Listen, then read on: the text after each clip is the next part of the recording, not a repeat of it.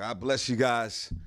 Good morning, like my mother always say. Thank God for Jesus. What's up, everybody? God bless you. It's a Feel Good Friday, guys. Friday, September the 10th, 2021. It's 18 minutes after the hour. Wow, it's late.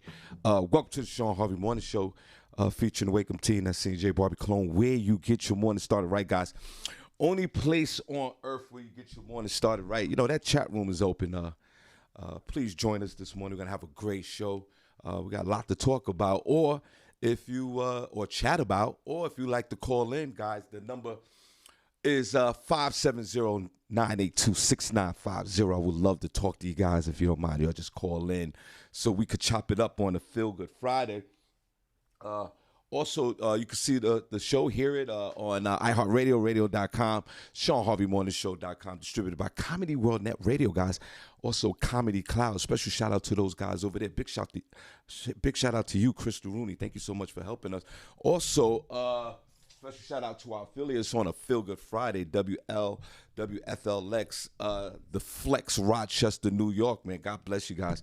Thank you so much for believing in that Shawn Harvey Morning Show, featuring the Wake Up Team movement up there in the Rock. We appreciate you. And also 94.5, the Blaze, guys. Louisville, Kentucky. My man Doc Smooth out there, man. I really appreciate it, all that you do for the morning show. Thank you so much. We're on all major podcast platforms, guys, okay? And you can also Google the Shawn Harvey Morning Show featuring the Wake Up Team. And it'll take you to all the links where you need to go to reach the show. Also, we're on YouTube, Shawn Harvey Morning Show on YouTube. Please subscribe to that page, and you get notified Monday through Friday when we go live. Also, we're on Facebook this morning, guys. You know the deal.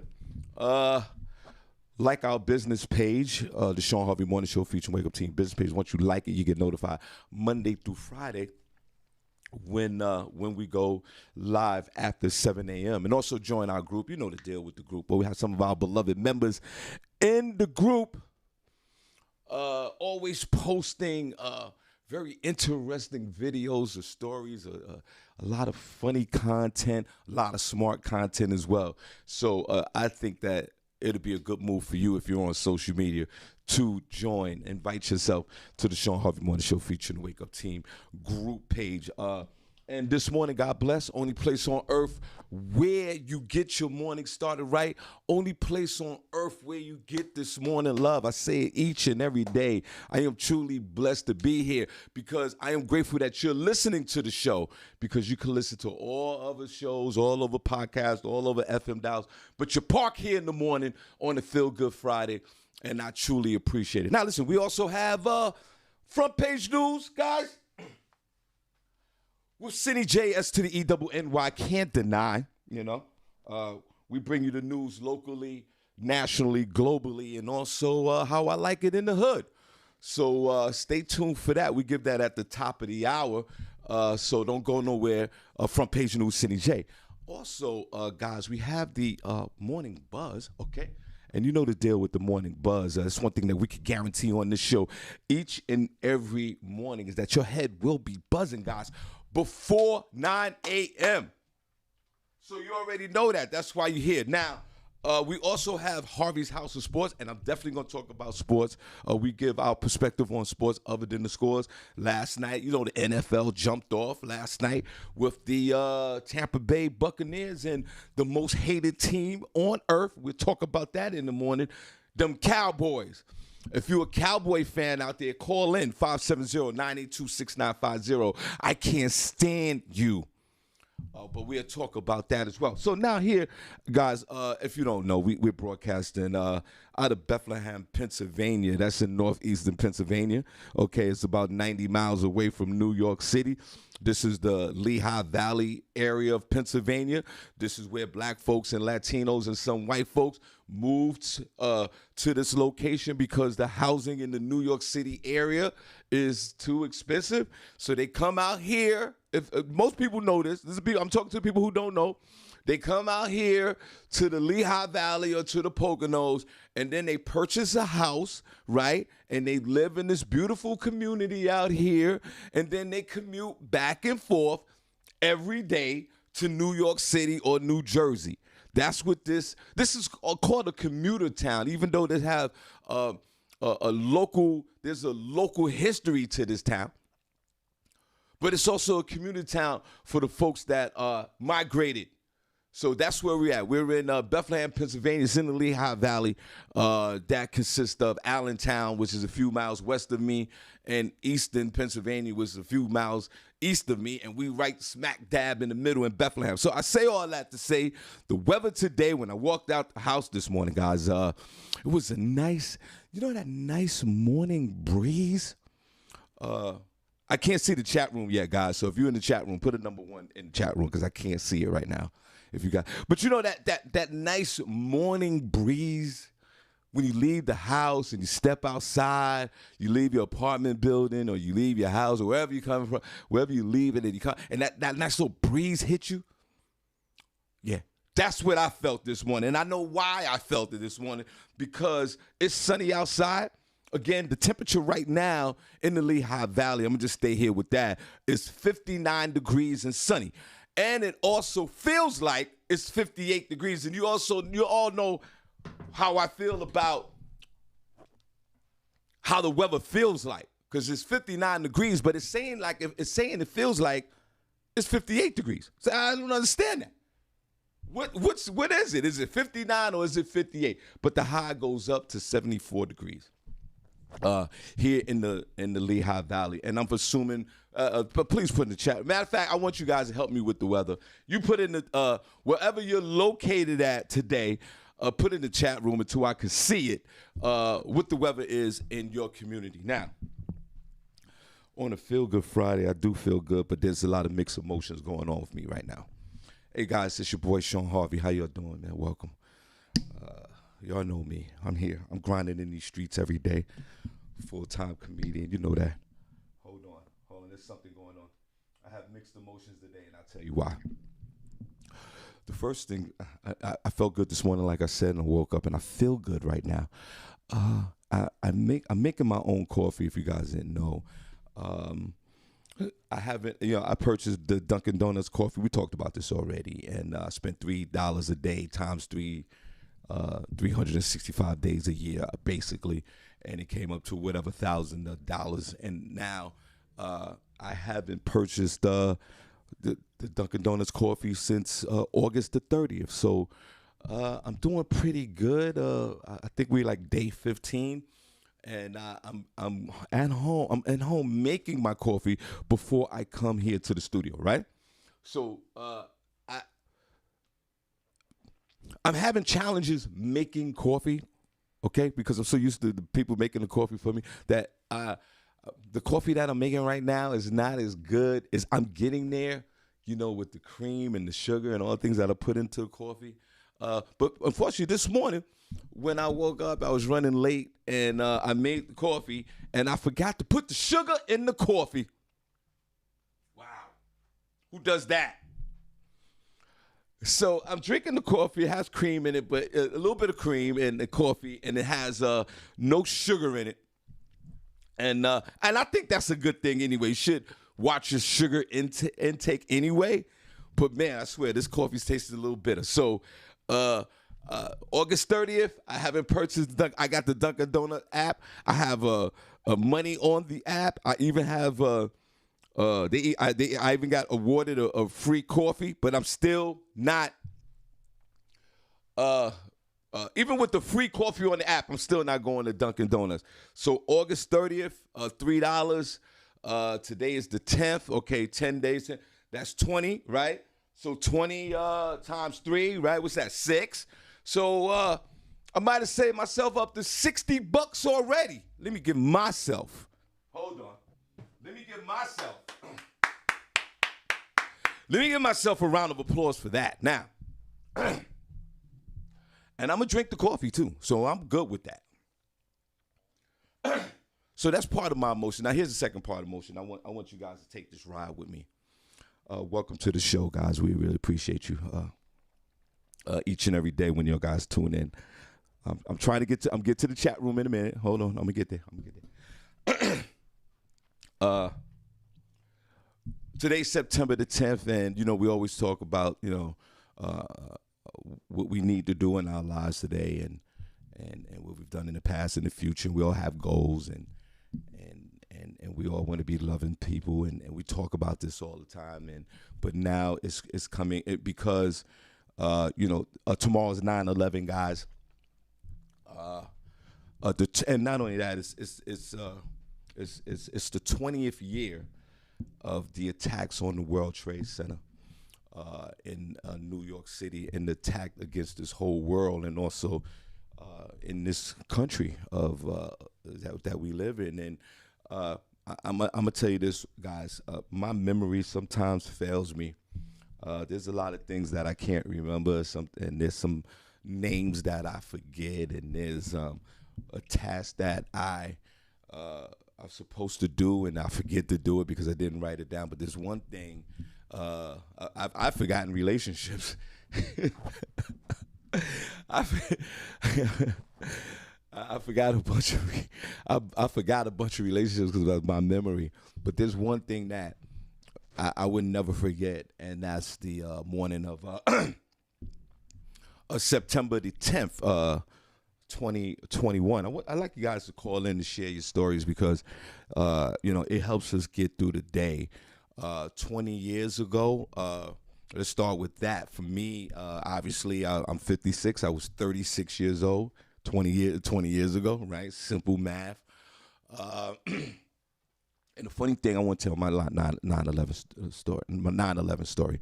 So please call in if you have any. I know we talk about this every time with 9/11, but we need to share, and we need to talk to folks about this, and we need to share our stories, whether if you was involved in it or not, or if you was home watching TV, or if you was on the other side of the country, or wherever you was. If you knew somebody, call in so we could chop it up, because tomorrow is actually the 20th anniversary of 9/11. So for me, I was young. It was 36 young? Yeah, I guess 36 is young. It's on that threshold, right? So I was working for this company, guys, called Iron Mountain. I was an independent contractor for a company on a Feel Good Friday, guys, named Iron Mountain, right? And what's the independent contractor? Those are the guys that represent the company, but, they work for themselves independently. Sort of like the cable guy. You ever see the cable guy? And they got the big the official cable trucks, and they come to your house and fix your cable. The other guys that have their own van, but they work for the cable company, that's the independent contractor guy. So I was one of those guys. And we worked in the World Trade Center. We worked in 5 World Trade on a Feel Good Friday. I worked in 5 World Trade. Was one of those little small, maybe 8-story buildings that sat right underneath the World Trade Center, right? And it was 5. I think it went from 1 to 6 World Trade. So we was in 5 World Trade. We was right underneath. There was a concourse area. So we were there from if my memory serves well, we were there from 1990. I worked in the World Trade Center from 1994. I'm sorry, 1993 to 2001. Right. So every day I would go to the World Trade Center because I had a route, sort of like a UPS driver. Guys, call in for your 9/11 stories. Like a UPS driver, I had a route for Iron Mountain, and my route was on the east side of Manhattan, on the where was it? Oh, Grand Central. It was on the Grand Central. It was in the east side Manhattan, the Grand Central area, 42nd Street, Madison Avenue, Park Avenue, 2nd Avenue, 1st Avenue, Lexington Avenue, 5th Avenue. I worked in that whole area. And I did the same deliveries every day. We was making money. I had 2 other vans out there, and I had these guys working for me with the 2 other vans. And life was good. Money was, we making that money. We doing what we do, right? And the company that I worked for, and it's going to segue into the next story. Welcome to the show, guys. The company that I worked for, because like I said, we were based in the World Trade Center, so I worked from 4 in the morning 5 in the morning. I started at 5 in the morning. I started making my first deliveries at 5 in the morning. So I was already down there at 4 in the morning. And I would work till 1 o'clock in the afternoon. Maybe one. Sometime I would work late to 3 o'clock in the afternoon, but that was scheduled. And sometimes there was days that I worked to 6 o'clock in the evening. You know how it is when you're out there working and getting that money. And then the company said to me, guys, welcome to the show. We appreciate you. Let me see if I can get into that chat room, dog. I know it's okay. And the company said that we were moving. We were moving to Moonachie, New Jersey, guys. I never heard of it. You know, it had to have been some like Indian, like Moonachie. That sound like an Indian tribe from back 300 years ago, and then the Babylonians took their territory, but let them keep their name. So we moved to Moonachie, New Jersey. They announced that we were moving to Moonachie, New Jersey, guys, which is on the other side of the Lincoln Tunnel, right next to Giant Stadium, which was located just a few miles away from the Lincoln Tunnel. And we had a uproar, I mean, as the employees, and also the independent contractors, because obviously nobody wanted to leave the World Trade Center. You know, you had the World Trade Center every day. They had a great concourse downstairs. You know, all the lunch. You just saw thousands of people. It was just like the place to be. If you ever worked in the area, if you ever worked in the Wall Street area, put a number 1 in the chat room as soon as I get to job. If you worked in Manhattan, or if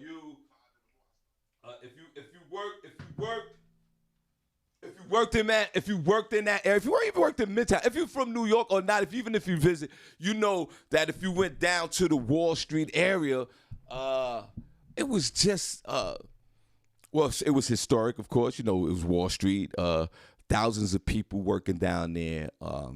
Little small streets, like Wall Street is like, I don't know if you ever been to Wall Street, guys. I know the folks in New York probably, but, you know, it's a little street, and then they had Thomas Street and have all these, and they had these, you know, these churches there where all the Babylonian heroes were buried, and I don't know, like George Washington's brother was buried there, and Alexander, like all the Babylonian slave owner heroes were buried there, right? And then they had these mystical, magical towers at World Trade Center. So they gave us a notice, right? They gave us a notice. Now, this was like in January 2001.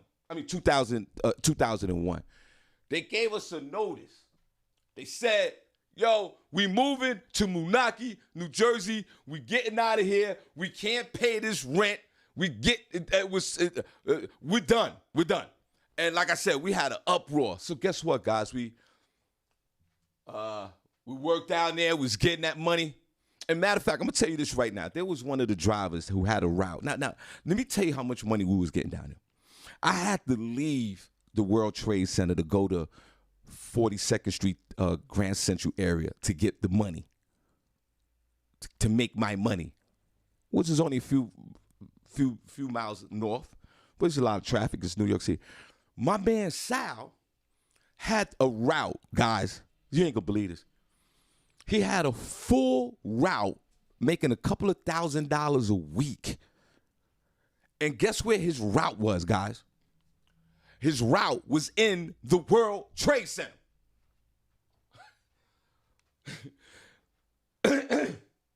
He lived in Staten Island, came through, right? He would drive to the World Trade Center. This is unbelievable.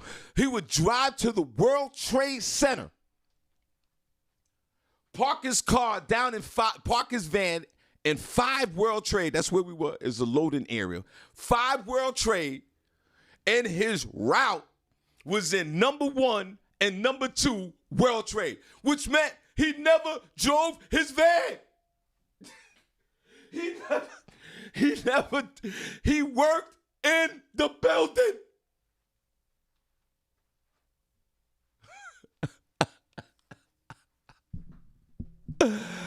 Yo, and I'm not a hater. Y'all know I don't hate. But I was like, that was the route to have.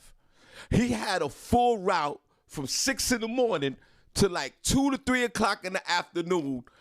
He never went outside. He might have had one stop outside across the street, like on Cortlandt Street.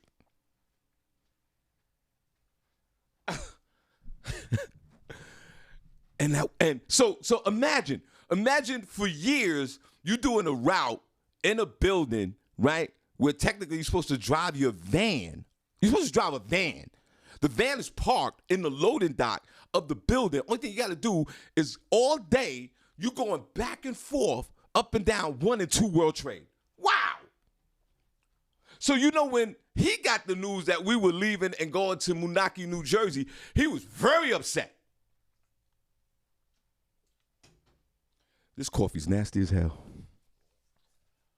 Can you guys see me? Put it on one chat. Am I? That's the cameras on. Put the cameras. Let me see. Okay, I got into the. Okay. D-Lo Mathis, God bless you. Young and Nut, you know what it is. Prince Cox, no pause, black. First chat room member of the week, Black Heart, God bless you. Michael Grassley, what's up? Vanetta George, God bless you. Now I'm starting to see the chat room a little bit. Hold on. Wait a minute. I know, wait, that's me. Hold on. This guy had a route. Hold on, let me fix this. Okay. That's me. Hold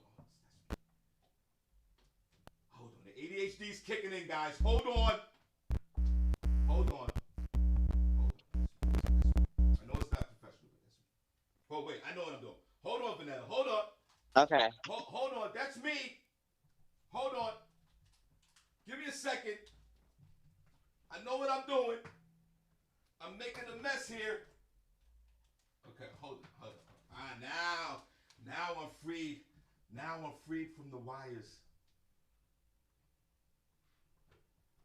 Hold on. Now I'm freed from the wires. Vanetta, you there? Yes, I'm here. Okay, hold on one second before I say anything. This guy, Vanetta and everybody, Vanetta George's on the phone. This guy had a route. Vanetta, he had a route with a van. Okay. He drove the van to the World Trade Center. Parked his van downstairs in 5 World Trade Center. Wow. And all his work was in 1 and 2 World Trade Center. Wow. He didn't have to try. Wow. He had the cleanest uniform. I bet. He had a smile on his face every day. While we shoveling out snow. But in the wintertime, driving up to wherever, one guy had the west side, one guy had the east side, one guy had Chinatown, one guy had Jersey, and we were all over the place. But this guy, he was right in the building. and one more thing, before we he never missed a day. Wow. He never missed a day, guys. Vanetta, I'm sharing my beginning stories of 9/11 because I just think that it's appropriate. I mean, we're not going to be here tomorrow, God, but Saturday. Yeah. But I just think that it's a 20-year anniversary. Right. Unbelievable. 20 years already. And 20 years have just gone by so fast.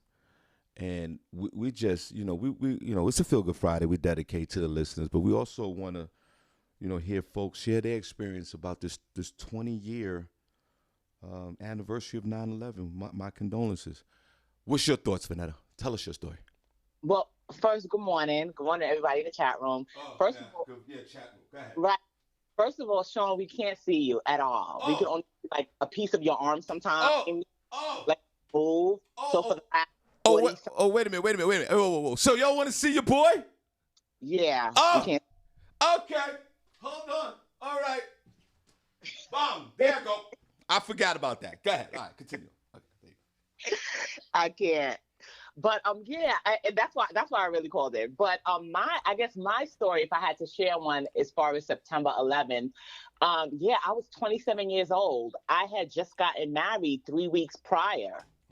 And I was working in Midtown. I was on 43rd Street and 3rd Avenue, and I was working in the music industry. And, I think like everyone, we all kind of remember where we were. I was already at work when everything started happening and people were coming in upset and stuff like that.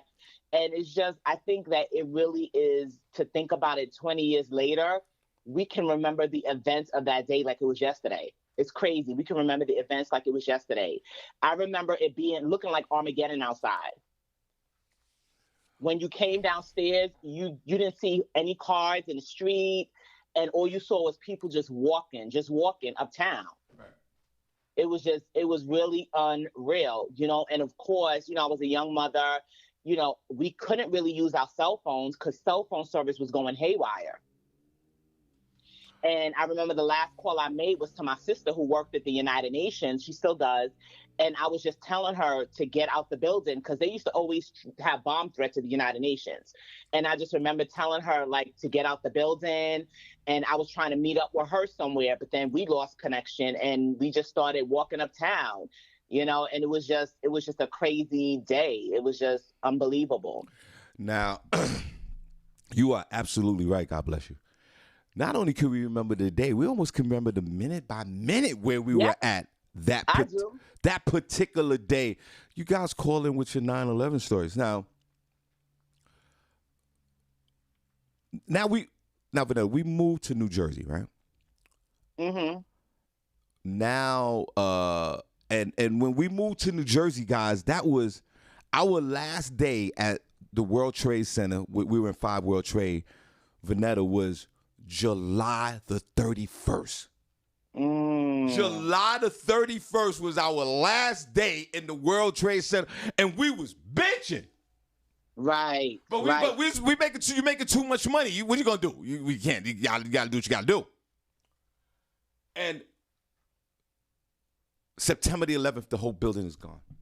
Right. So you guys were upset that you were moving to Jersey and now you had to commute farther. Yeah, we were upset because this is the main reason why we was upset. We was upset because of the comfortability of being in the World Trade Center. Right. Right. And you didn't realize at the time that was God working for you. There you go. You didn't realize that was God working for you at that time. There you go. Right. Exactly. Right. There was a higher power involved in that. Right. There was something greater than all of us at that work down there that protected us. I totally agree with you 100%. Because we literally was like grown-ass men crying because we left the World Trade Center. Right. You had this little Century 21 store right there. It was a lot of stuff in the area. Oh my God, that's right. I forgot about that. That's Century 21. Yeah. We used to go there, cop some gear, and then go to Bentley's or go whatever club we did after work. Right. Right. I forgot about that. Yeah, like that's what you did. That's what you did. And it was so crazy because I had close family members who were in the towers when they had the 1993 attacks. Right. Remember that too? Right. Yes. And they made it out and everything. One, she never went back. It was my sister's godmother, never went back. Her godfather, who, is close friends, old friends of my parents, he was actually supposed to be in the building on September 11th. He was back home visiting Panama. Right. And he extended his stay. And that's the only reason why he was not in the building on that day. And the crazy thing is, and I know this is crazy because, but the night before, like leading into the morning of 9/11, he said that the dog in his mother's yard was howling, was almost like crying all night. Wow. And he had no idea why. And then the next morning, September 11th happened. Right. Crazy. You guys call in with your September 11th stories. Now, I'm going to just fast forward to September 11th. I'm on the east side of Manhattan, Vanetta and everybody. And I'm driving down Lexington from 54th Street down to 42nd Street, 43rd Street. Had to go on the 425 Lexington. That's another thing. I clearly remember. There's nothing wrong with my memory. I have selective. I got selective memory. Ain't nothing wrong with me. Right. Because if I can remember this clearly and I understand, I could dig in my bag and remember things. Right, but this was a traumatic thing though for all of us. No question about it. I'm driving down Lexington from 54th Street down to 43rd. I was going into 425 Lexington. My mother, God bless her, God bless Mama Harvey. My mother calls me, Vanetta and everybody. We had the cell phones back in those days. Remember the cell phones? Right. We had we didn't have the touchscreen. I don't think we had the touchscreen then. No, we didn't have touchscreen. No, we didn't have that.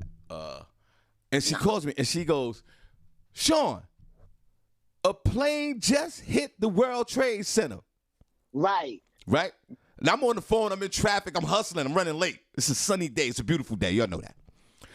This is what I said to my mother, and God bless. I said, Ma, not now. I'll call you in a minute. I got to find parking. And hung up the phone on my mother. Right. But now the kicker is you might have just thought it might have been like a news helicopter, because initially that's what I thought too. Right. I did the same thing. I minimized what she said. Because I thought like, hey, okay, cool. It's a plane. Oh, okay, no. So I get out the van, with all my swag and all that. I'm just chilling. I've got my, I'm so dead right now. You know what I'm saying? Like I wore my Iron Mountain hat tilted to the side, and I was just one of them rebels like that. I had on a nice belt and all that. I was trying to be fly when I was making my deliveries. Right. Just in case there was a romance come ready to start up. A lot of beautiful black women, a lot of beautiful women in Midtown Manhattan. You're probably a whole mess, right? Oh yeah, what? So I'm making my deliveries. I put in my my boxes on my hand truck. I'm going through the freight because I can't use the front.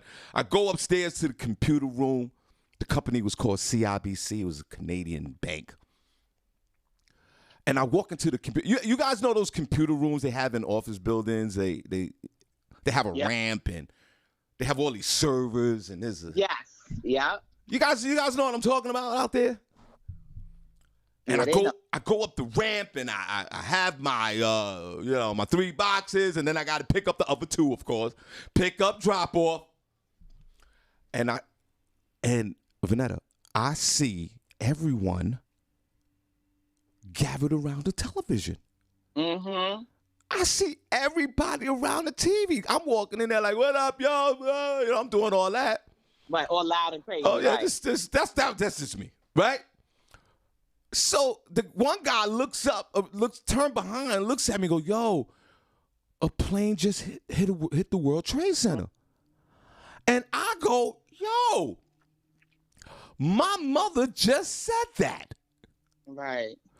And I look at the monitor with all of them, and the moment I looked at the monitor, the second plane hits the building. I saw the second plane hit the building on television. Wow. Yo. How traumatic is that? Yeah. It looked like a movie. It looked like a movie on this day. Yeah, it was crazy. And here's my next thought. 2 thoughts came to mind. And everybody call in if you want to share your 9/11 story. 2 thoughts came to mind for me. 1, we're going to die. We're done. We're going to die. And my next thought was, I thought the Russian government, I thought there was an attack on America. I thought this is my first thought. I thought it was a military attack on the country. That was crazy. So I take the boxes and I go downstairs, just like you said, Vanetta. But there were still cars out.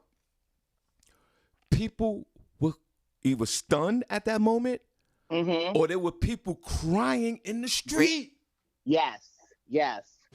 People were crying. Call in if you. People were crying in the street. I never seen nothing like this before.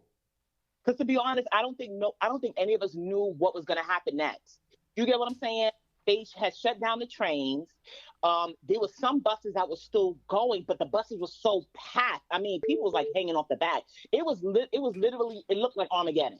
So nobody knew. Like we didn't know. I didn't know if I was going to see my kids again. Right. We didn't know if another plane was going to come. Like it was crazy. It was crazy. My brother went to school down the block from the World Trade. Right. He came out the train. My brother's 6'9". He's real tall and stuff. He came out the train, but his back was to the World Trade Center. So he said all he knew was the security guard was like, man, like run. And my brother looking at him like, what? Because my brother said all these papers was flying down out the sky. But he still didn't think. He didn't have his wherewithal. He didn't think. He's a boy, whatever. Hold on a second. I'm going to call you back, caller. I'm going to call you back.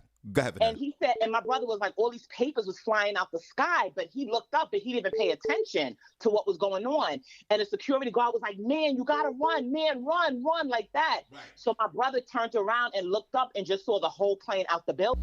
And then my brother just started running. Wow. So he was some of those group of kids that they had to evacuate over to Staten Island to other schools and stuff over in Staten Island. And he said when they hit Battery Park, was when the towers came down. Wow. And I'm talking about, and when they finally got him, we got to him maybe like a day later. Whoa. When he finally got home, he slept for about 12 hours straight. Like he was so out of it. Like I think we all were just traumatized by it, you know? Right. So wait a minute. Was he missing? Like y'all didn't know where he was for those few minutes or hours? Yeah, it was a few hours. We didn't know where he was because he was a kid back then. Kids didn't have beepers, and my brothers, I didn't. Yeah. He didn't have cell phones and stuff. So when they got to Staten Island was when they were able to call, the parents and stuff like that. He went to the High School of Leadership and Public Service, and coincidentally, the high school was destroyed. So they actually had to. I think they was in Fashion High School for a while until their building was able to be, entered into again.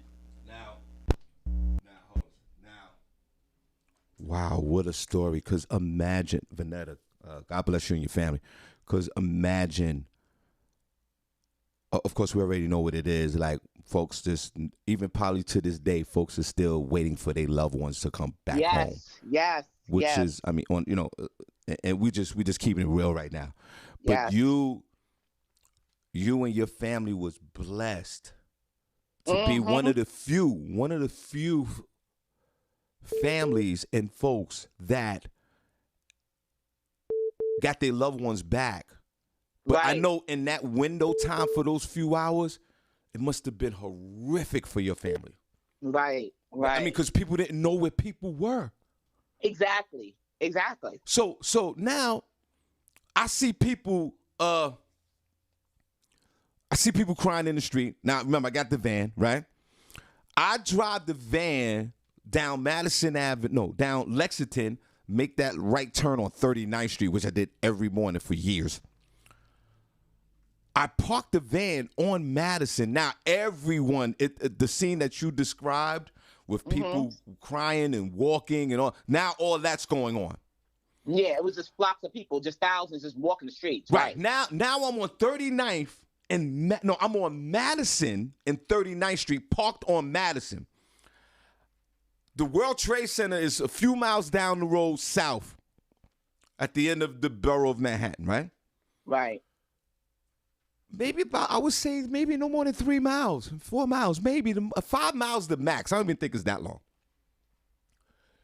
You can, the odor in the air, you could smell it from Midtown. It smelled like fuel. It smelled like cigarettes. It smelled like an ashtray. It was a lot going on. Yeah. I walk to, because this guy was working with me, one of my helpers. I had to wait for him to get off the train. I walk to 40th and 5th Avenue, just the next block over. Right. And what I saw was something that that would be embedded for the rest of my life. I saw that building burning. The building, the one that I don't know which one it was. It was burning. It was a big hole in it. You can clearly see it from 40th Street and Madison Avenue. Wow. Now, here's the thing that freaked me out about 9/11. There was, and calling guys with your 9/11 stories, we just want to honor these folks. There was a fire station on 51st Street in Lexington. And I see these every day. Because, like I said, I work this same area every day, right? And when I came out the building on 43rd Street, right, I see both fire engines blaring with their sounds heading south on Lexington, obviously to the World Trade Center, right? Right. Don't you know both of those fire trucks made it down there and all the firefighters died? Get out And I of here. saw the fire trucks going down Lexington and they all died. That's crazy. Yo, Wow. share your stories. And how do I know that? Because months later, you know, all these, if you guys remember, like all these fire stations that were affected, they started putting the flags up, they put the names up, it was at least 40 of these men that died from this fire station from Lexington and 51st Street in that 9/11 attack. It's just thinking about that day. It was just, so crazy. I mean, I remember I had coworkers because they gathered us all around this big grand piano that we had in the lobby. And I remember there was coworkers who were talking on the phone with their loved ones in the building while this was happening. Then all of a sudden, like the lines went dead. Right. It was chaos. It was absolute chaos. Now let's get into that part of it. A lot of folks, and Vanetta, I'm gonna call you right back, huh? Because somebody else is calling, right? So a lot of folks were sharing, and this was well documented, about 9/11 and about office, because that changed a lot of the office procedures as far as emergencies throughout the country. Because a lot of these companies and a lot of the buildings, a lot of folks in the building, the security and the administrators of 9/11, of the World Trade Center, some of these companies were telling people, stay at your desk. Yes, they was telling them to go back. Absolutely. Go back upstairs. Yes, absolutely. Stay at your, and this, it breaks my heart to imagine you listening to these deadly instructions. You don't know what to do. That was supposed to be leave the effing building. And you know what? Leave Of course, hindsight is 20/20. Absolutely. But part of the reason why, unfortunately, protocols are put in place is to make sure people are not in a state of panic. People are not trampling people going down the staircase and stuff like that. So it's unfortunate because I was actually on a safety team in my building and, I work for the feds or whatever. So it's very structured on how they do things. And it's so unfortunate because a lot of people lost their lives because of those protocols that were put in place. Because we've had, scares being in federal buildings. We had an anthrax attack and everything when anthrax was out and stuff. And I'm not gonna lie, I wasn't sitting around waiting for nothing. I wasn't. I was on the phone with a call and everything. And I was like, I have to hang up with you. And I got my stuff and I left. Right. Because the bottom line is, we could wait for people to go out the building, but especially where I'm at now, these people, everyone was affected by September 11, but it was very different for people who are not in the city, who did not have more of a close connection with that day. So they're kind of sitting around waiting for things to happen. No, I'm getting out the building. Yeah. I'm not sitting around waiting for no loudspeaker to tell me anything. Right, exactly. So that's when like your survival instincts kick in. Yeah. Like you don't sit there. If you see a building, if you see a plane, not a plane, like a jetliner plane, like a commercial plane, hit a building, and you see this, and you're in the next building, you're right. I'm hanging up the phone. I'm trying to say, I'm yelling at everybody, we got to get out of here. I don't care what this, I think just the fear alone would have you run out of this place. And that breaks my heart too about 9/11. Yeah. That people just don't go nowhere, guys. And they sitting in that second building and then they perish because they was just simply sitting there. I know people were leaving the building, of course, Uh, so it's a sad situation. We want to honor it. I mean, we want to talk about it because it's the 20-year. I want to talk about it because it's the 20-year. We're gonna move on, but it's the 20-year anniversary, and just we want you to share like how you feel. And then for me, and I want to say this, Vanetta. Oh, Vanetta, let me call you back. Let me call you back. Yeah. Let me call you back. Hold on. I want to share this real quick. You there, caller? Yeah. Okay, my fault. Okay, that's Danielle, everybody. I wanted to share this real quick, and I want to for everyone. I know it's Feel Good Friday. I know we're gonna get into the whole thing, but this is something we need to honor. This is something that I was directly traumatized and affected about. And I'm gonna tell you this, everyone. I knew at least 60 people that passed away in this building. 60 people that I knew personally that I saw almost every day. Every day, because I worked in the building. After we dropped off the deliveries or whatever, we saw the guy upstairs and some of the office workers, the people who worked in the Dwayne. Remember they had the Dwayne Reed back in the day? All these and these images and these people are forever just embedded in my head. All right, everybody. Danielle's on the phone. God bless. Let's go. Good morning. Former chair. How you doing this morning? I'm great. I'm good. I have no sugar in my coffee, but I'm good. I'll be fine. You know, 9/11 for me will ever be PTSD, if you will. Right. And you know, like you said, it started out. It was a beautiful sunny day. Yeah, it's a great day. You know, I mean, it was a great, crisp, beautiful September. And I worked in Liberty Mutual in White Plains, New York. I lived in the Bronx. I drove to work. It was a nice, cushy job. You know, everything was, you know, routine. And my cousin, Marae, worked downtown across from the World Trade Center. So, of course, we get into work. And somebody said, the World Trade Center has been hit. Now, you know, I always think someone is joking, and I always think it's a Saturday Night Live skit all the time. Every time I see something crazy, I'm like, this is a Saturday Night Live skit, because you just never can believe that something like this would happen. Right. Well, I called my cousin. This is when it got really real for me. I called her and I said, are you okay? And she's crying. And she's like, oh my God, the building has been hit. I'm getting out of here. I said, okay, Marie, you know, get out of there. And she's like, oh my God, they just hit the second, and then it went dead. I lost my mind. Like, I was at work. I don't even think they ever heard me curse at work. And I was like, oh my, we gotta get out of here. Like, the whole Bronx, New York came out of my voice. Like, I gotta get out of here. And where was your office located? In White Plains, New York, okay. Near the Galleria Mall. Okay, go ahead.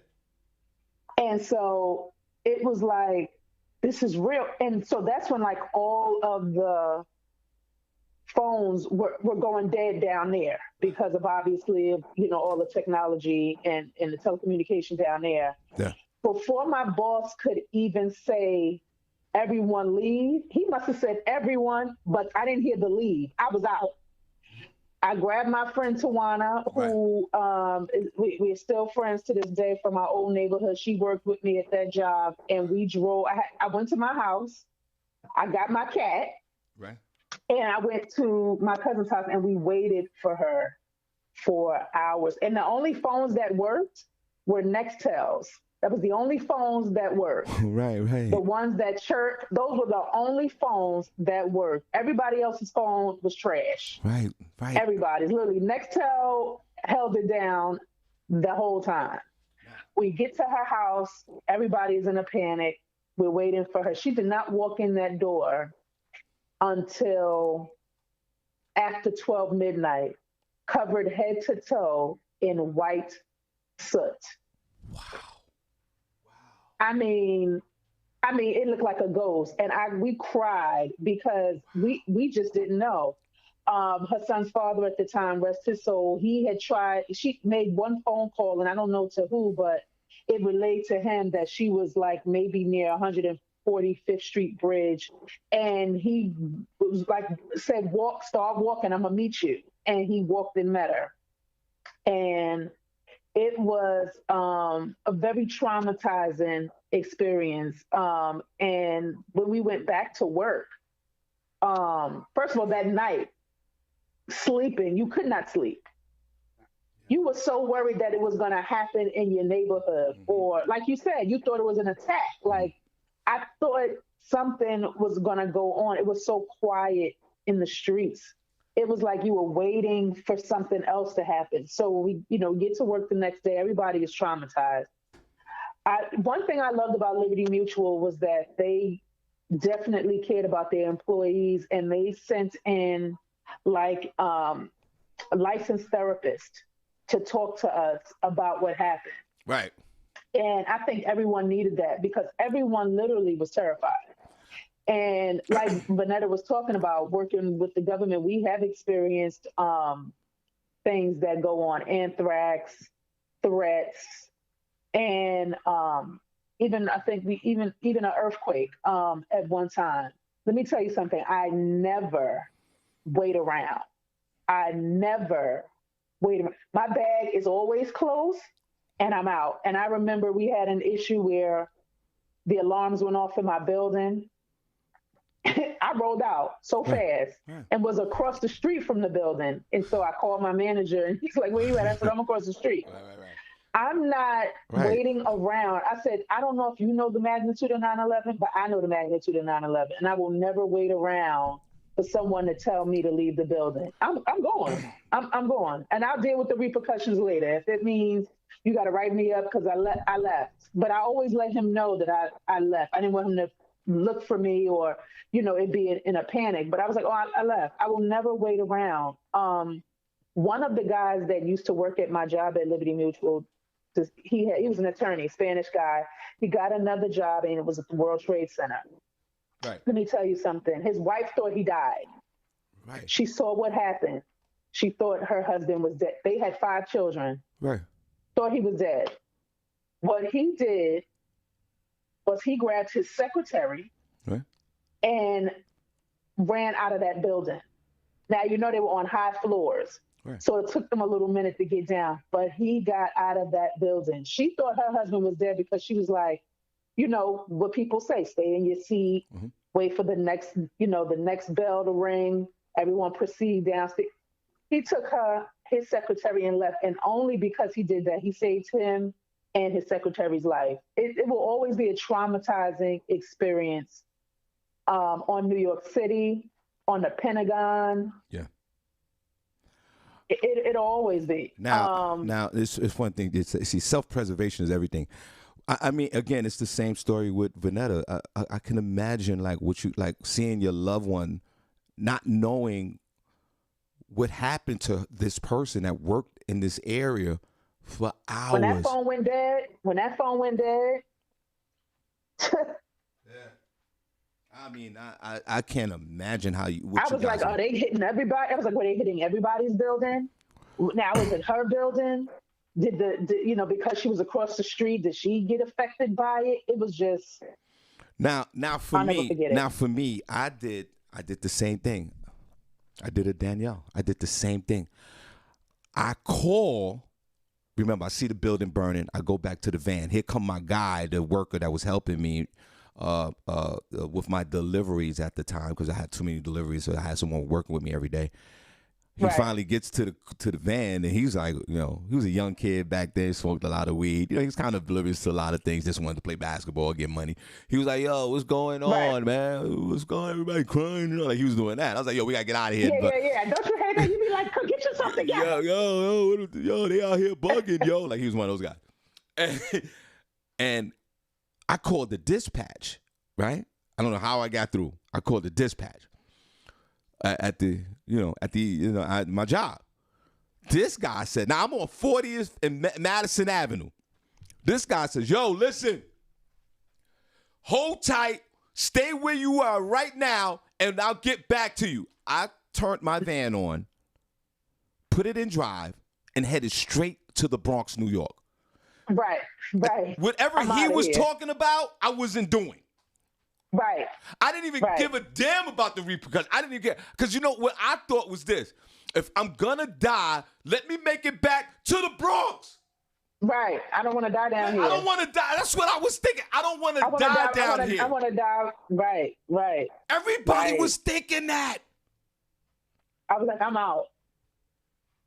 I've never seen the Bronx River Parkway and the Sprain River Parkway with no cars ever. I must have made it to the Bronx from White Plains in 7 minutes. I hauled ass out of there. Like my little Toyota Corolla was out. You hear me? It was like Night Rider. I was out of there. 90 going. I was like, I gotta get out of here. Like that was, and again, people who never lived in New York or lived where the Pentagon was, you know, they think of 9/11, oh, 9/11. Listen, you will never understand it unless you lived it. Like, they will never understand. Now, Danielle, thank you so much. Princess, hey guys, I can't. And that's another thing, guys. I can't see the chat room. Only thing I can see, I see Zay Gonzalez, I see Tricky Lewis, I see Younger Nut, and I see Princess Cox No Pause. That's all I see right now. Let me see. I'll get into that in a minute. Princess said his pops was one of the first responders down there, and those guys were heroes too. They were definitely heroes. To go to this after the fact. Well, wait. Let's stay in that day. Yeah. So hold on. So you are absolutely right. I know. You went through a traumatizing situation with your family member. No question about it. I couldn't go to sleep as well, and I didn't go through nearly what you went through with your family member coming home full of with white soot on them. But you're right. I didn't sleep that entire night because remember, if you guys don't remember, later on in the day, on the night, I'm gonna call you back. Later on in that night, 7 World Trade Center fell too. There was another building that fell. I mean, no one was in it. Yeah. But when I thought that I was going to die, I was going to the Bronx. I wanted to go back to I wanted to go home. I wanted to go home. I wanted to go back to I was with my third baby mother back then. I'm so sick of you. They all survived. Thank God. And my mom's was right there on Innervale, 163rd. And we came back to the Bronx. Working. And you're right. And then I think they shut Manhattan down for days. Mm-hmm. They shut the whole thing down for obvious reasons. And then that's when we started. And that was the heartbreaking part about 9/11 as well.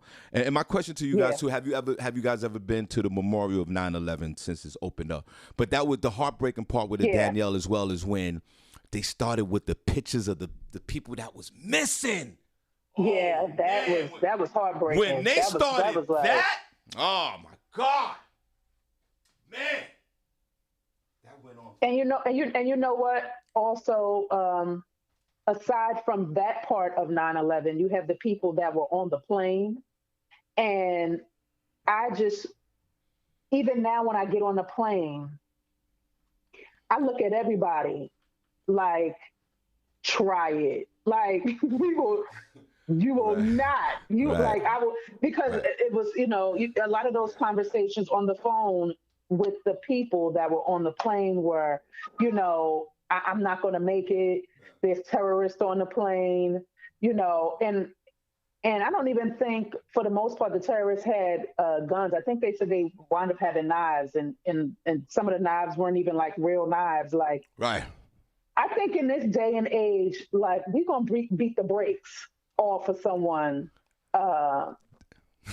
who gets on a plane and calls themselves talking about, we are terrorists, before they can even get the T out. Right. We beating the brakes because we just not doing it. We just not doing it. Like, no, we done been through enough. You know what? First of all, the flight was $400. I'm mad about that. And then you're going to do that? Right. We don't have a problem. Danielle, I could fly with you anytime because I'm not going for that either. We fighting. I never forget, it was a guy sitting next to me on the plane, and he didn't get on with a bag, nothing. He didn't come on with a carry-on. He didn't come on with a suitcase. Right. He just came on with his person, and he came on with a jacket. And he sat in the middle. I sat by the window, and somebody was on the aisle. And he shimmied out of his jacket without even like standing up, Right. without touching me. I opened my eye, my right eye, Right. and I looked at him like, I'm gonna kill you if you even like not today, sir. Like the way he did it, it was like he got out of his jacket, but it was like a magic trick. I was like, what in the world is going on here? And he never slept. He sat straight up. His eyes were open.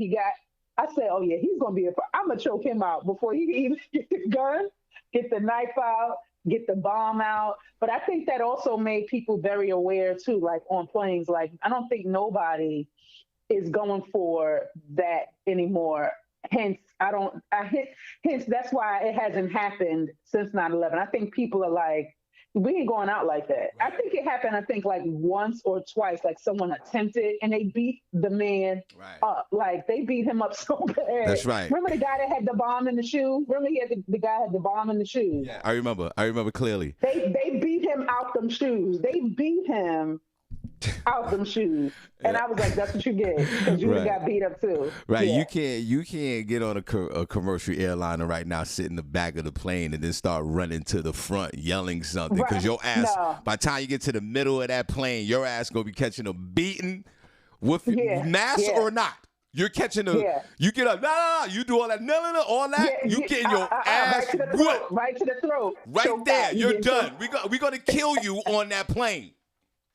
And do you remember, like, people, real quick, do you remember, like, people were, like, terrified or looking at people who wore head wraps and Indian people real side-eye? And, you know, I'm going to admit, it was a guy that had on a turban that got on a plane. I was going to New Orleans, and he had on a turban, and he also had a stainless steel metal suitcase. And I looked at him like, we're going to play this game today? We're going to play this game today, Habib? Because I'm not for the shit. Like, excuse my language, I'm going to New Orleans for the Essence Festival. I don't want to die. Like, I just want to go have a good time. Yeah. But, you know, it made you look at people funny, and it's sad. You should look at everybody, of course, because you don't know what's going on with people. But you should always be aware of your surroundings. But that was another component too, that people that looked like Indian people were getting beat up, scrutinized too. Everywhere. If you wore that turban, you was getting the side eye. People were looking at you like, who are you? What you about to do? You not about to do it. Yeah. The turban folks, they was definitely catching it like 2 or 3 years after the fact. I'm sure that all died down.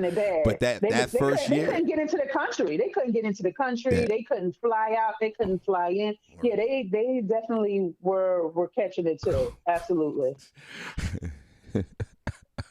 Yeah. It was good. They asked. It was the trauma.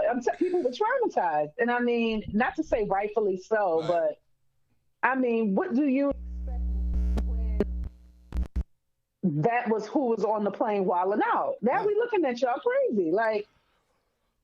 Yeah. All right. Well, thanks for sharing. Again, like I said, thank you for having us share. I think it's important that people remember 9/11 always and forever. That was a time that not only the United States and America won't forget, but New Yorkers won't ever forget. And you know, I want to share this too, and I'm just glad that we're all talking about it. And thank you for your honesty. I really do need to share, because like, it took me a minute, Danielle. You know, we being honest, we talking about this.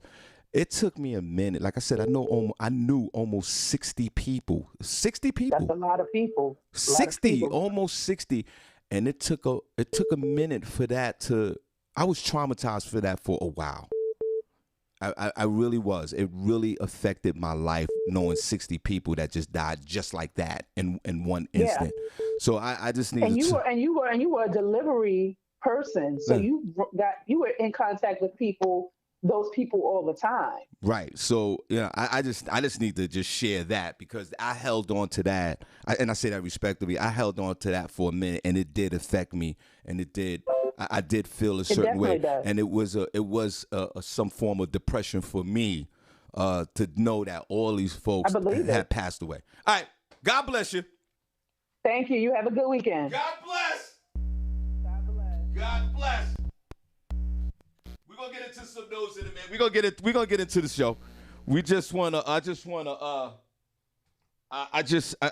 share, we just wanna honor, and I can't see I knew this was gonna happen. I can't see too much of the chat room. So just please, if y'all don't mind, share your stories, share what's going on. Today, please leave your message. Tomorrow, 9/11. And back to Princess real quick. First chat room member of the week, Stanley Earl, Blackheart, you know what I'm saying? Jackie Robinson, BK's finest. The first responders of 9/11 are the true heroes as well. Folks who went down there after the fact to try to save people is heroic to me. And I'll tell you another quick story with 9/11. A guy that worked. Let me see if this person. A guy that worked as a cook in the restaurant of. I was reading a news article. There was a restaurant. Please leave called, your message for there 9. Was a restaurant called. There was a restaurant called Windows of the World.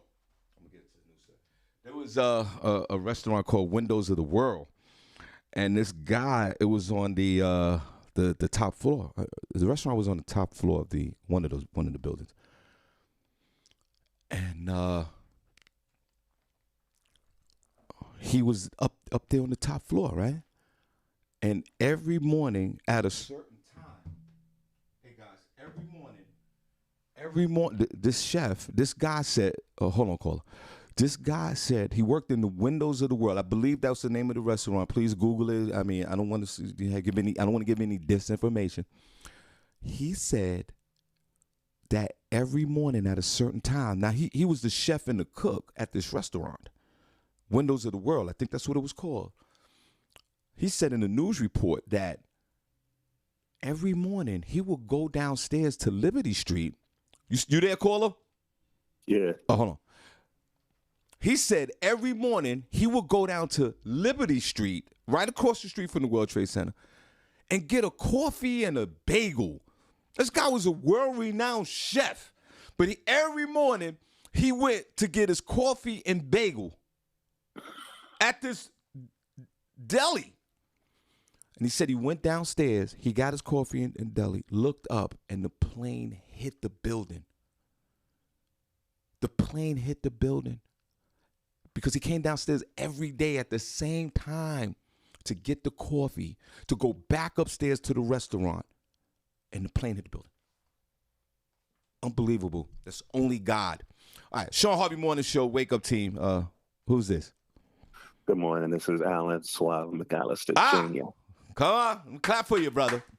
Chat room. I can't see the chat room a little bit. Hold on. We'll show y'all some love. Wait, I'll figure it out. Alan. Oh, first, hold on, Alan, before you start. Hey, guys, the Shawn Harvey Morning Show featuring the Wake Up Team charity bowling tournament is fast approaching us. We have several teams in this charitable event. It's Sunday, September the 26th, 2021, from 12 noon to 4 p.m. at the Bar Dun Lanes. That's 3700 South Nichols Street in Eastern Pennsylvania. Y'all come on now. We donating all monies to the Allentown Rescue Mission and also Safe Haven of Eastern Pennsylvania. This is a great cause. I believe we have LaShawn Brown Oliver. Call him real quick if you're listening. I think we're up to 7 businesses, I believe, that's involved in this. Snatch More Juice, Stacy Jackson Cafe. I think Stacy got 2 teams in it. I'm Mule, Indigo Lounge, Shawn Harvey Morning Show featuring the Wake Up Team and a few others. So if you're not doing nothing, come on out and bowl with us for charity. That's Sunday, September the 26th at the Bar Dun Lanes down on 3700 St. Nicholas St. Nicholas Street in Easton. So y'all come on out. We're going to bowl. We're going to have a great time. If you just want to donate to it, you can also donate via our Cash App, the Shawn Harvey Morning Show, Cash App, or Hard Funding. Thank you. All right. One more thing, Alan. Hold on. We have the best of both worlds, guys.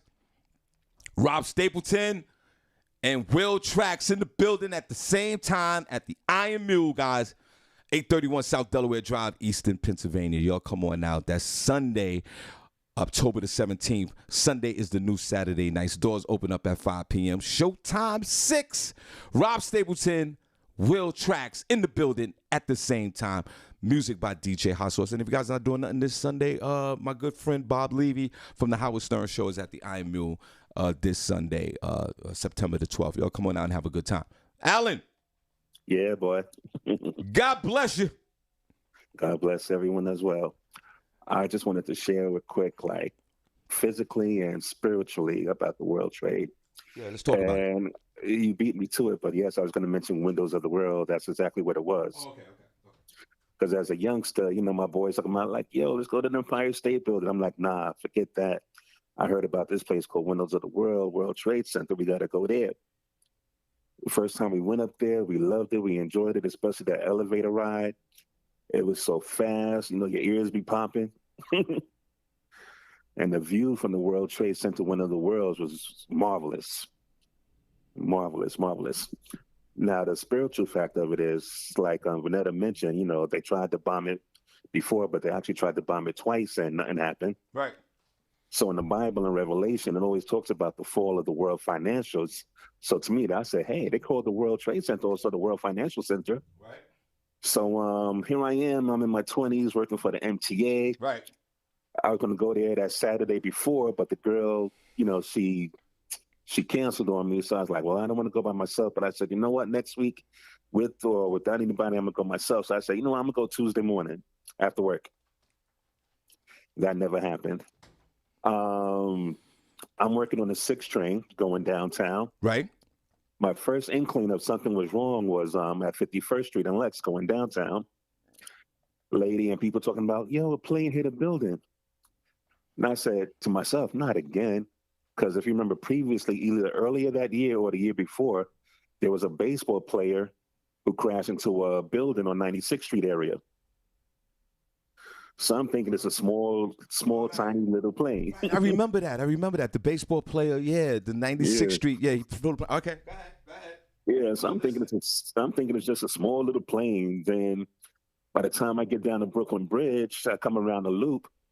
I got people on the Uptown platform crying and hysterical. I had one lady talking about there's people jumping from the building. Wow. I'm seeing people jumping and falling from the building. Oh my gosh. And I'm like, what in the world is going on out there? But still, my radio was clear. Ain't nothing much talk going on. Right. Until I get uptown to like 28th Street. I'm on the 6th train. They telling everybody, yo, get everybody off your trains. Go uptown. That's it.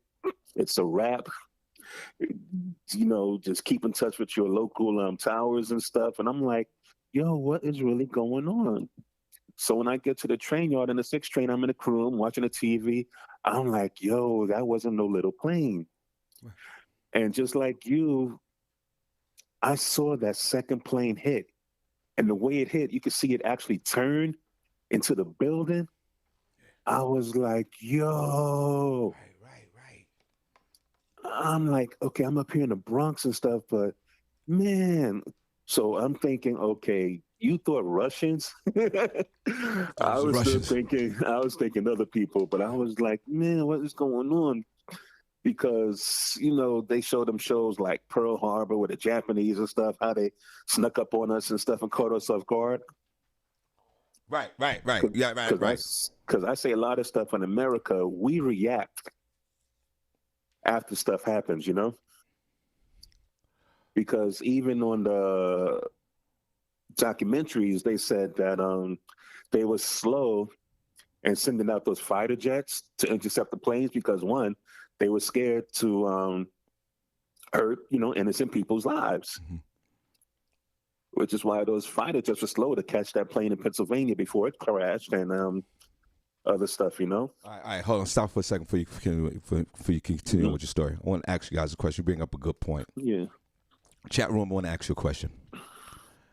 If you was in charge of the military and you knew that these planes, you already know that planes hit the World Trade Center, and you know that the World Trade Center is burning, and you see that you know that there's several other planes about to hit some monuments or just went off course. If you was in charge of the military, would you shoot them down? Alan, I'm going to ask you first.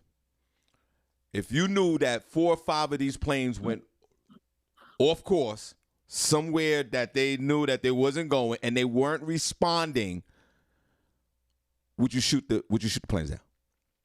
Yeah. Okay. Now continue. Just like in the documentary, them fighters, there was 3 of them, I believe. It was on their way to D.C., but then they got a call to turn around and head back to Pennsylvania, and it was too late. But I'm like, okay, that's all you had was 3 fighters? Right. I'm like, we're America. We're the greatest military force out here. No, but last and not least, being up in the Bronx after the day was over, I'm home. Me and my homegirls, we in Soundview Park. I got my camcorder. I'm recording the smoking trail of the fire from the burning buildings after they both fell. Right. And you can see the trail of smoke leaving Manhattan, going all the way to Long Island. Yeah. But me living uptown Gun Hill Road, I mean, even up there at nighttime, the air was stifling. Right. I mean, you couldn't be outside breathing like regular. You had to go inside and get some fresh air, you know?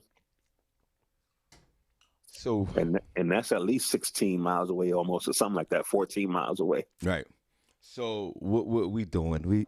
We just, I mean, guys, I know you have your own stories, and I know you're listening today, and folks are calling in, and thanks to Danielle and Vanetta and you as well, my friend, for calling in just to share. We just want to honor, the victims of 9/11, and we want to share our stories because, and I want to thank all you guys for listening because you're helping me because, like I said, I knew 60 people that perished in this 9/11, so I had, my mourning and my grieving to deal with this, and even 20 years later, it's just like you said, Alan. It's just like it happened yesterday. Like this thing is so vivid that it just seemed like it just happened yesterday. So, tomorrow, you guys take a moment, man, for 9/11. God willing, if we're here tomorrow, and let's pay some respects to these fallen victims and these fallen heroes of 9/11, my brother. Like I said, I was going to the Bronx. I thought the Russians was doing it, and I was out the door. I thought the Russians were attacking us, and I went to the Bronx, and this was a whole life-changing experience for all of us. Yeah, and going back to the Windows of the World, I'm surprised at that shop because the food up there was magnificent. Alan, I never been. It's a funny thing. I was in the building all the time, and I never went to Windows of the World. Mm-hmm. And then there was another story. There's another one of these God-sent stories. One of the ladies, a lady reported that, and you hear these stories all the time. You could Google them all. Like, the woman was running late to work, right?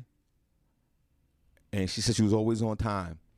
And she gets to work late. She goes into the lobby of One World Trade. The elevator is packed, right? She couldn't get into the elevator, let the elevator go. The elevator goes up to the 79th floor, like first stop. And then, if you have been in World Trade Center, and then World Trade Center, it went to like the 78th or 80th floor. And then you have to connect to go to the higher. They had another bank of elevators. Right. And then you have to go. And then if you wanted to go to the 100 and whatever floor, then those elevators took you there. And she said that she let the elevator go. The elevator goes up for 3 minutes, and then the plane hit the building. So you hear a lot of stories like this, the near-miss stories. So, again, please call in 9/11, share your stories. If something you want to share, it's all good. We're gonna get into some news in a moment. We want summer hours. Whoever's chat room member of the week last week, you stay chat room member of the week because I can't even get into the board. I see the same 4 people on the board. But Alan, before you go, my friend, on a Feel Good Friday, can you take us out of here with a train stop, my friend? Ladies and gentlemen, this is a Bronx Bound 2 train. Next stop will be Simpson Street. And in honor of Shawn Harvey and the morning show, Interville is going to be bypassed for the weekend. Ladies and gentlemen, please step all the way into the subway car. Stand clear of the closing doors, please. Okay. Well, God bless you, my friend. Thank you, Alan, so much for calling in. We appreciate it. Okay, so one more announcement, real quick.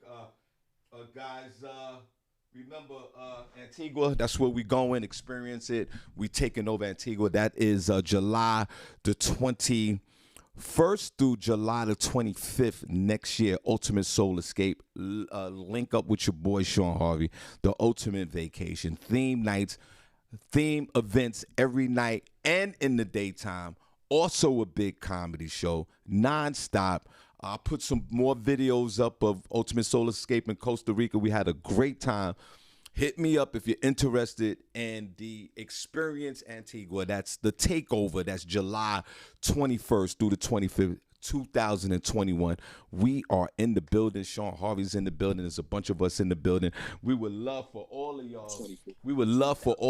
To come out. I'm going to put up the links this weekend in the Shawn Harvey Morning Show featuring Wake Up Team group page. I'm also going to put it on my personal page. Turn your device down. Turn your device down. Thank you. I'm going to put the links in where you can purchase your package. This is a seamless. There's no worries with accounting with this. So come on now. Next year, we are in the building. Antigua, experience it. It's the takeover, Ultimate Soul Escape, Shawn Harvey. We are in the building. So y'all come on now. And let's get those. And you can send your deposit in now if you want. So let's get down to Antigua next year, July 21. Through the 25th. One more. And again, just hold on, caller. Give me 1 second. Remember,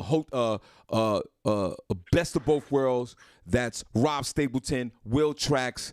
I have the ticket on sale right now. You can cash app it. That's S Harvey. That's Hard Funny. And that's also Shawn Harvey Morning Show. That show, I don't know, there's a lot of people, there's a lot of buzz on the show. We have a lot of birthdays. Rob Stapleton, New York King of Comedy, guys. HBO, Def Jam, BET's Comic View.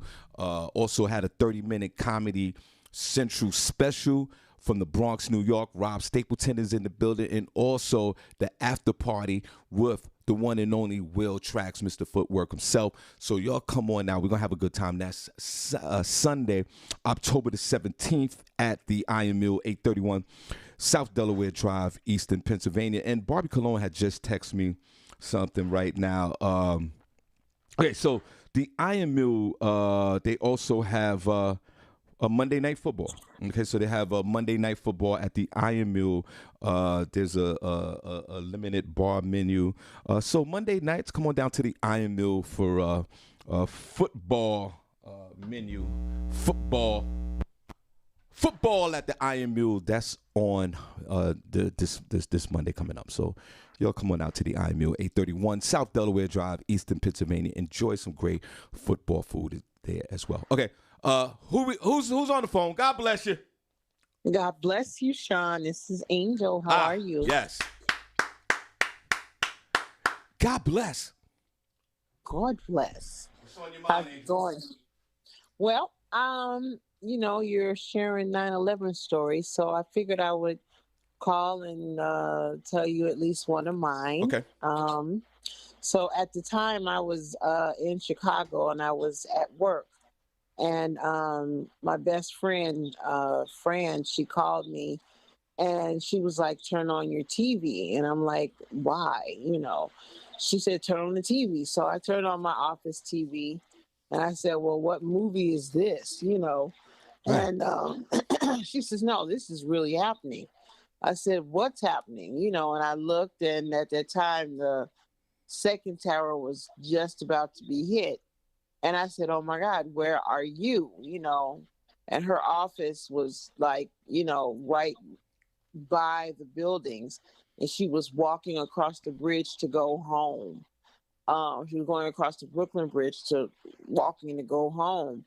And I knew my Uncle Van worked in the buildings. He had a high office in Tower One, and he and my aunt worked there. So I was trying to reach them. I said, "Well, let me call Uncle Van and Aunt Cherry." Right. And so I called, and I couldn't reach them.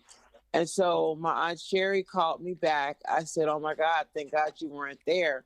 She says, "Your Uncle Van is in the building."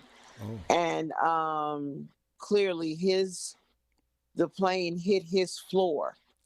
Wow. And so, we knew he was gone, because there's no way he could have survived that, if the plane hit the floor he was on. And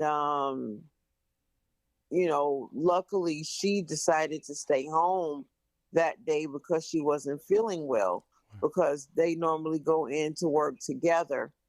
And, for whatever reason, she stayed home, not feeling good. And she's still alive, today. Two of my other friends, had offices in the building, and they didn't make it, so I had a total of 9 people who died that day. And so that was a really hard, it's still kind of hard to even remember, all of that. And, and I had several people who survived that day. Right. And just to even think about, the reality of people losing their lives to terrorism, that the government could have prevented, is just really hard to even just to remember every year, and even when not just on 9/11, that they keep so much stuff that they can prevent, but they let happen, and so many lives that they don't even care about, that they just call casualties of war, even here in America, is it's just so horrible that they, allow things like this to continue to go on. Right. And even now, they, they don't care about how people, get caught up in the middle of the paperwork and the bureaucracy and the, bullshit that they continue to spew, and let the people know what they want them to know, and they don't tell the complete truth about what's going on out here. Well, the first thing I want to say is my condolences to your loved ones that passed away, and your peoples that were very close to you in 9/11. And thanks for sharing this story, and thanks for sharing your experience, strength, and hope in this. Because I'm saying, like, this is really helping me today, because like I said, I lost a lot of folks in 9/11. Just, and these folks were, my relationship with these folks were contractual. They were just, they were associates. They were people that I saw every day. That when you see coworkers, you develop these type of not co-workers, but folks that you see from the ice cream store and the clothing store and the Dwayne Reeds, and these folks that you develop these relationships every day. So again, my condolences and to you and everyone that's in your family that was affected by this. And then you have the flip side of the story, and then like what you just shared with the young lady who called in sick that day. And you have folks that are dealing with that I'm just assuming, I'm not, that folks dealt with that guilt. Some people some people feel guilty that they didn't go to work that day and lived. And there's things and that's issues that they have to deal with, and I hope they dealt with that or dealing with it even till today.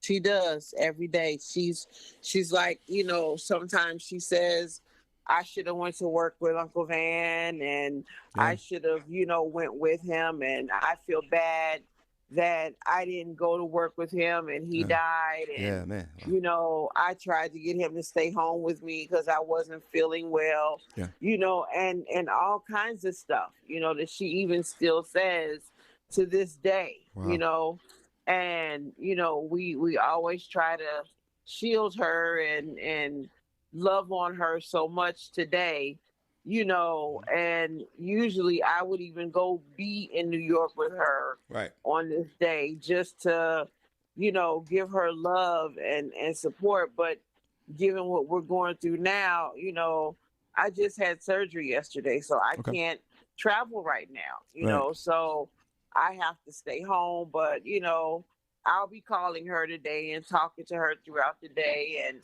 you know, my best friend Fran is going to go see her, and everybody takes her flowers and takes her out and stuff just to let her know she's loved and it's not her fault. How can you take 9/11 and say it's your fault? Yeah. Yeah. That Interesting. comes out of her mouth, you Yes. know, and that's hard. Yeah. Yeah. Wow. Well, thank you for. Well, first of all, thanks for calling. And thanks for sharing. And thanks for sharing today. I know we're gonna get back to the high tempo, the funny, and we get back to that on Monday, God willing. But we just want to share and thank you for sharing your story, and thanks for sharing your experience and strength and hope as well, Angel. And I truly appreciate it. And I want to say thank you for me because you sharing this is helping me today and all others, especially of course the families that are grieving this weekend for their loved ones as well. So I want to say thank you for helping me through get through my day. I appreciate you. You welcome, Shawn. Anything for you. You know I got your back, man. No doubt. All right. God bless you. God bless you. Talk to you later. All right, cool. We're going to get out of here in a minute. Whoever's the chat room member of the week, you're still the chat room member of the week. That's coming from the top because I can't see before people in the chat room. Okay. Front page news, y'all. With Sydney J. Hey. Front page news. Why? S to the E and double NY. And you can't deny, ha. She got the front page news, y'all. She got the facts, y'all. She's not the whack, y'all. That's Sydney J. Hey. S to the E double NY. And she always stayed fly and you can't deny. All right, wait. All right. I'll let you know when we go back to what the hours are going to be on this show. One more time with Barbi Cologne. She talks about the Iron Mill will now be open for Monday Night Football. The Iron Mill will be open for Monday Night Football. Can you want to get some football? Oh, yeah, I'm going to get into football real quick. Oh, wait a minute. Hold on, guys. So that's the case. Hold on. I'm going to get into the story real quick. Let me just see something real quick, guys. I just got to see who won that game. What happened last night because I fell asleep. I'm going to do some FanDuel this weekend.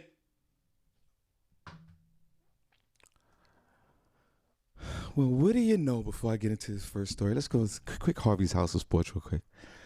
Who's in the chat room? I can't see this. Guess what? Tom Brady. You guys probably know it already. I'm the last one to know it. It's funny.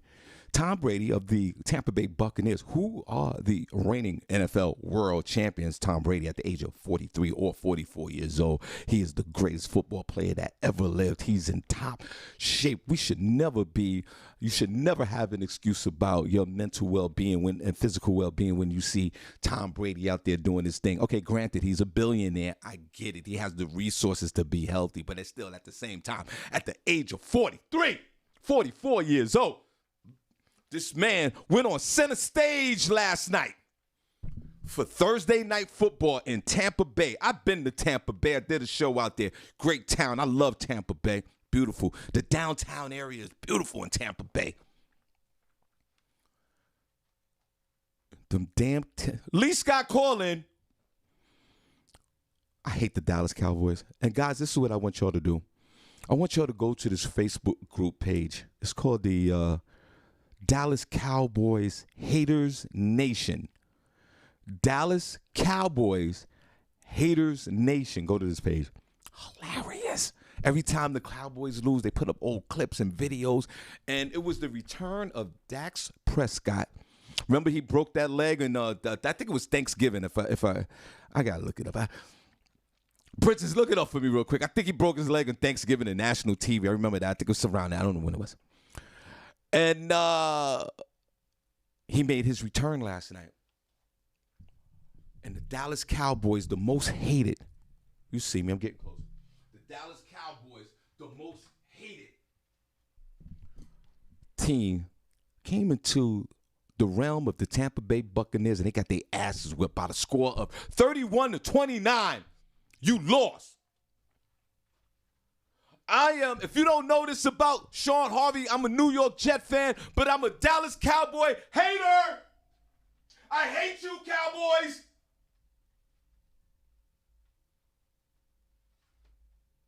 I don't like the Cowboys. And they're not even in my conference. I know if you're a Jet fan or a Giant fan or Eagle fan or whatever in that conference, you should hate the Cowboys. I enjoy when the Cowboys lose. Tom Brady, if he wins another Super Bowl title, this would be incredible. The man is twice his age of all the other players that are out there playing. Today is a joyous day today. The Dallas Cowboys has lost a football game. They lost their first game of the year, 31-29 versus the Tampa Bay Buccaneers, the world champ. Okay, one quick story. Whoever's chat room member of the week will remain the chat room member of the week. God bless you. Okay, guess what? Last night, y'all people don't like President Joe Biden. I'm a Joe Biden lover. I'm disappointed the way he dealt with the Afghan situation, though, a few weeks ago. I'm very disappointed in Joe. Joe should have, got all the civilians, all the American civilians, all the contractors with visas for America and all that. He should have got all those folks out of there first and then get the military. Then they fight it out and then they leave and throw a FU to the Afghan military. That's the way he should have did it. There was thousands of people out there. He could have shipped out 500 people per day for a month, get all the Americans out. He did it backwards. I'm mad at him for that, but Joe went on center stage as well last night. He went on national TV, Joe Biden, to announce mandates for companies with more than 100 employees, baby, to get vaccinated. Ooh. Ooh. Joe putting that heat on. If you a company with more than 100 folks, you got a problem. President Joe Biden, wow, that all employees with more than 100 workers will be forced to require coronavirus vaccination or test employees weekly.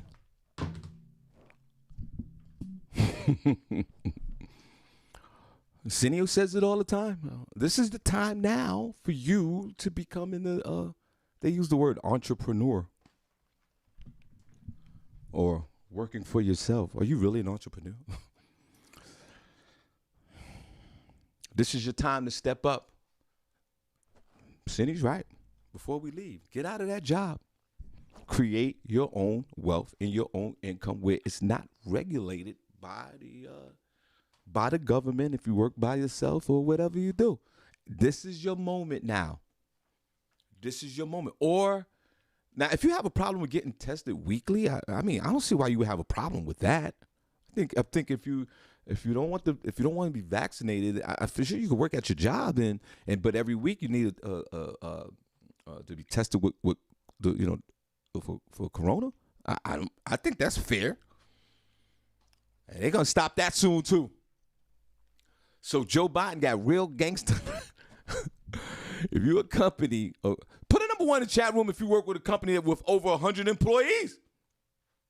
Put a number one. I don't want to know if you been vaccinated or not. That's none of my business. But put a number one in the chat room if you work for a company that has more than 100 people at your job working as employees. Because it's about to go down.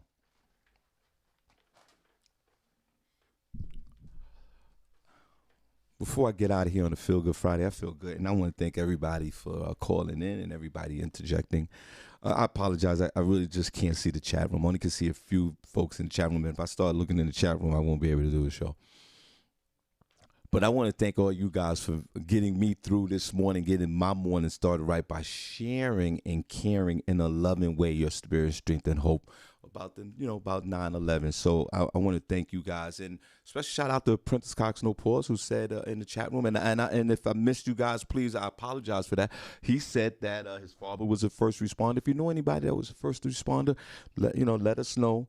Let's honor these folks in 9/11. The responders and people that dealt with that. But most importantly, after that, before I leave, let's honor the Tampa Bay Buccaneers, who has set the tone for the season for the Dallas Cowboys, who are going down. And if you're a Dallas Cowboy fan and you hate me right now, guess what? I hate you more.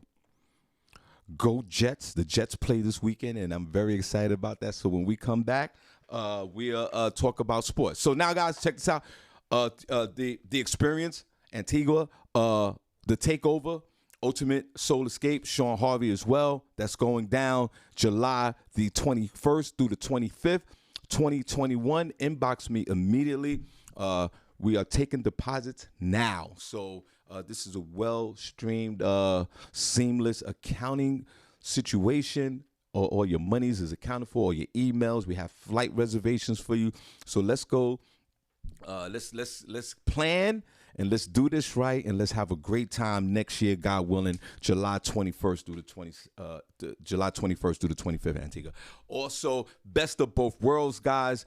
Get your tickets now. Rob Stapleton, Will Tracks at the Iron Mill, 831 South Delaware Drive, Easton, Pennsylvania. Doors open up at 5 p.m. Showtime 6. That's on a Sunday. Sundays are the new Saturday nights in the Lehigh Valley. Y'all come on out and get your laugh on. Hosted by your boy, myself, Shawn Harvey, and also music by DJ Hot Sauce. And also Bar Dun Lane's Shawn Harvey Morning Show featuring the Wake Up Team charity bowling tournament. That is Sunday, September the 26th, down at the bowling lane in Easton, Pennsylvania.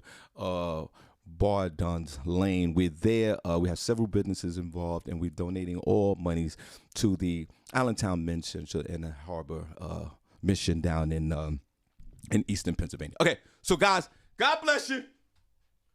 God bless you. I got private events all weekend, so I didn't post no flyers and no comedy show because your boy doing these private events. But I truly appreciate you guys. God bless you. We are out of here, and we see you guys on Monday. Let's go. It's okay, it's all right. I got something you won't like. We gon' set your day on fire. Get your morning started right.